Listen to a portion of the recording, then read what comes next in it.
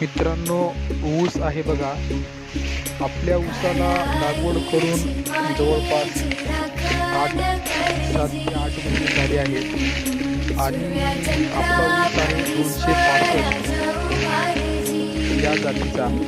आज जवळपास 13, 14, 15 कांड्यावरती आपला ऊस आलेला आहे आणि ऊसाला एकूण सोडून तुला मातीला तू जाग ओढाळू द्या उजाडू द्या साकड हे माग होऊ दे पहाट नवी आता